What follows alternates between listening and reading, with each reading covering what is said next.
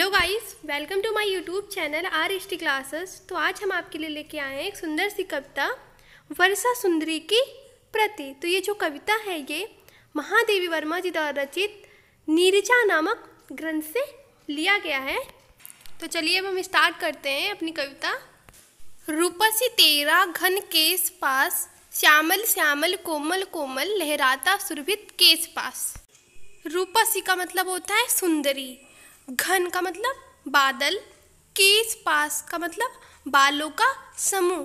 तो यहाँ पर महादेवी वर्मा जी वर्षा सुंदरी को यहाँ पर संबोधित करते हुए कहती हैं कि हे वर्षा सुंदरी, जो तेरा बादल रूपी काले काले बालों का जो समूह है वो क्या है, अत्यधिक सुंदर है।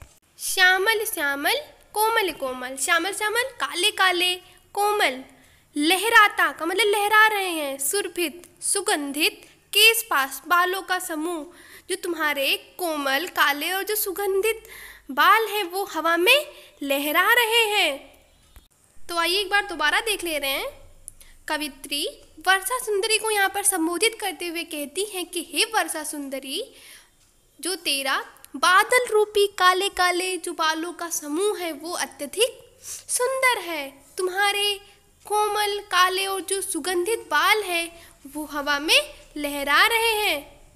नभ गंगा की रचित धार में धो आई क्या इन्हें रात, कंपित है तेरे सजल अंग, सिहरा सा तन है सद स्नात।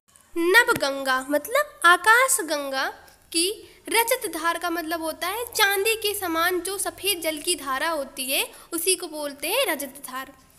में धो आई क्या इन्हें रात। तो यहाँ पर कवित्री जी पूछती हैं कि हे वर्षा सुंदरी, क्या तुम अपने बालों को रात में आकाश गंगा की जो चांदी के समान जो सफ़ेद जल की धारा है उसमें धोकर आई हो। कंपित है तेरे सजलंग, कंपित है मतलब काँप रहे हैं तेरे सजलंग, जो संपूर्ण अंग है वो जल से भीगे होने के कारण काँप रहे हैं। सिहरा सा तन है सद स्नात, सद स्नात का मतलब होता है कि तुरंत स्नान करके आना। सिहरा सा तन, तो यहाँ पर इसके कहने का मतलब होगा कि तुम्हारे सिहराते शरीर को देखकर ऐसा प्रतीत होता है जैसे तुम अभी स्नान करके आई हो। भीगी अलकों के छोरों से चूती बूंदे कर विविध लाश, रूपसी तेरा घन केस पास। भीगी अलकों, अलकों का मतलब होता है बालों के छोरों से, जो तुम्हारे भीगे बाल हैं। चूती बूंदे मतलब टपक रही हैं बूंदे, जो जल की बूंदे हैं वो टपक रही हैं। विविध लाश, लाश का मतलब नृत्य करते हुए, क्योंकि जो तुम्हारे भीगे बालों से जो जल की बूंदे हैं वो नृत्य करते हुए नीचे टपक रही हैं। रूपसी तेरा घन केस पास, तो हे वर्षा सुंदरी, जो तेरे बादल रूपी जो घने बालों का जो समूह है वो बहुत ही सुंदर प्रतीत हो रहा है। तो एक बार दोबारा देख ले रहे हैं कि क्या कहा गया। क्योंकि जो तुम्हारे भीगे बालों से जो जल की बूंदें हैं वो नृत्य करते हुए नीचे टपक रही हैं। तो हे वर्षा सुंदरी, तुम्हारे बादल रूपी जो घने बालों का जो समूह है वो बहुत ही सुंदर प्रतीत हो रहा है। काव्यगत सौंदर्य की बात करें तो भाषा, साहित्य, खड़ी बोली, शैली, यहाँ पर चित्रात्मक, रस, यहाँ पर क्या होगा श्रृंगार, गुण, माधुर्य, अलंकार, रूपसी तेरा घन केस पास, जो भी हमने इससे पहले वाला पढ़ा था उसमें क्या होगा, रूपक अलंकार होगा। और श्यामल श्यामल कोमल कोमल जो था उसमें पुण्यक्त प्रकाश अलंकार होगा। पुण्यक्त प्रकाश अलंकार जहाँ पर होता है जब एक ही शब्द को दोहराया जाता है। और यहाँ पर मानवीकरण भी अलंकार होगा। सौरभ भीनी झीना गीला, लिपटा मृदु अंजन सा दुकुल, चल अंचल में झरझर झरते, पथ में जुगनों के स्वर्ण फूल, दीपक से देता बार बार तेरा उज्जवल चितवन विलास, रूपसी तेरा घन केस पास। तो इन पंक्तियों में वर्षा सुंदरी की श्रृंगार का वर्णन किया गया है। तो कवित्री जी कहती हैं सौरभ मतलब सुगंधित, भीनी का मतलब सुरभित हुआ, झीना का मतलब पतला या हल्का, गीला, लिपटा मतलब लिपटा हुआ है, मृदु कोमल, अंजन, अंजन का मतलब होता है काजल, तो यहाँ काला कह देंगे, सा दुकुल का मतलब होता है रेशमी दुपट्टा। तो कवित्री कहती हैं कि हे वर्षा रूपी नायिका, तुमने बादलों के रूप में एक सुगंधित, गीला एवं हल्का काले रंग का रेशमी वस्त्र धारण कर लिया है। चल अंचल में झरझर झरते, पथ में जुगनू के स्वर्ण फूल। पथ मतलब रास्ते में, जुगनू के स्वर्ण फूल का मतलब सोने के फूल। तो अब यहाँ पर कहने का क्या मतलब होगा? जुगनू मतलब आकाश में जो चमकने वाले जो जुगनू हैं उनको देखकर ऐसा लगता है जैसे मानो चल अंचल में, चल अंचल में मतलब तुम्हारे हिलते हुए आंचल से झरझर झरते पथ में, रास्ते में स्वर्ण फूल मतलब सोने के फूल झड़ रहे हों। तो यहाँ पर क्या कहा गया है? आकाश में चमकने वाले जुगनू को देखकर ऐसा लगता है जैसे मानो तुम्हारे हिलते हुए आंचल से मार्ग में सोने के फूल झड़ रहे हों। दीपक से देता बार बार। तो यहाँ पर इसके कहने का ये मतलब है कि जब तुम अपनी दृष्टि किसी पर डालती हो तो उसके मन में प्रेम के दीपक जगमगाने लगते हैं। तेरा उज्जवल चितवन विलास, और जो बादलों में जो चमकती हुई बिजली ही तुम्हारी उज्जवल चितवन है। रूपसी तेरा घन केश। तो हे वर्षा रूपी सुंदरी, तुम्हारे बादल रूपी जो बालों का समूह है वो बहुत ही सुंदर प्रतीत होता है।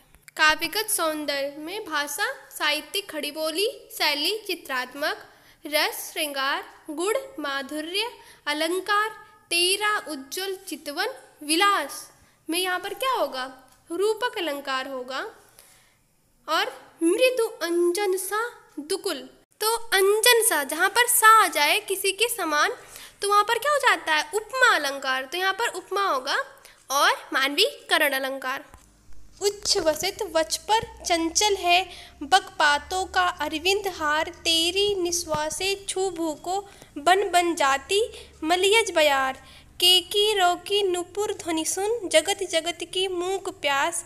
रूपसी तेरा घन केश पास। उच्छ्वसित का मतलब होता है सांस लेने के कारण ऊपर उठे हुए। वक्ष का मतलब होता है छाती पर। चंचल का मतलब होता है हिलना डुलना। बकपातों का मतलब होता है बगलों की पंक्ति। अरविंद का मतलब कमल। हार, कमल का हार। तो यहाँ पर कवित्री जी कहती हैं कि हे वर्षा रूपी सुंदरी, उच्छ्वसित वक्ष पर। तो यहाँ पर इसका मतलब क्या होगा कि सांस लेने के कारण ऊपर उठे हुए तेरे वक्ष स्थल पर बकपातों का अरविंद हार मतलब आकाश में उड़ते हुए बगलों की जो पंक्तियों रूपी श्वेत कमलों का हार है वो हिलता डुलता हुआ सा मालूम पड़ रहा है। तो दोबारा देख ले रहे हैं कि कवित्री जी क्या कहती हैं। वो कहती हैं कि हे वर्षा रूपी सुंदरी, सांस लेने के कारण ऊपर उठे हुए तेरे वक्ष स्थल पर आकाश में उड़ते हुए बगलों की जो पंक्तियों रूपी श्वेत कमलों का हार हिलता डुलता हुआ सा प्रतीत हो रहा है। तेरी निश्वासे छू भू को। निश्वासे का मतलब होता है कि बाहर निकलने वाली जो सांस है। छू भू मतलब पृथ्वी को।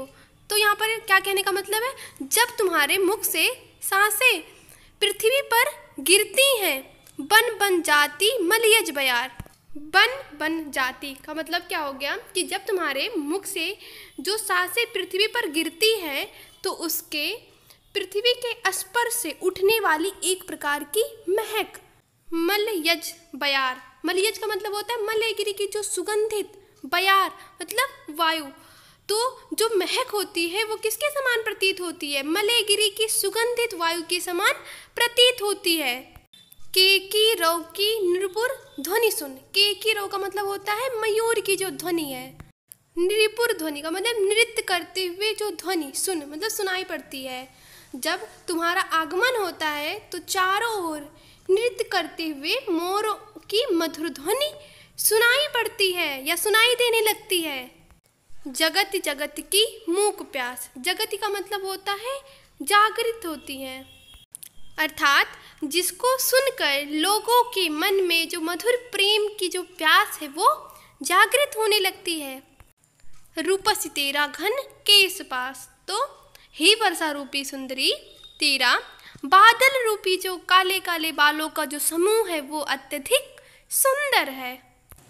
काव्यगत सौंदर्य में भाषा, साहित्यिक, खड़ी बोली, शैली, चित्रात्मक, रस, श्रृंगार, गुण, माधुर्य, अलंकार हमारा उच्छ्वसित वचपय चंचल है। में कौन सा अलंकार होगा? रूपक।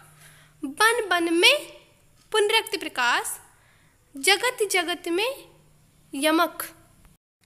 इन स्निग्ध लटों से छा दे मन, पुलकित अंकों में भर विशाल, झुक सस्मित शीतल चुंबन से, अंकित कर इसका मृदल भाल।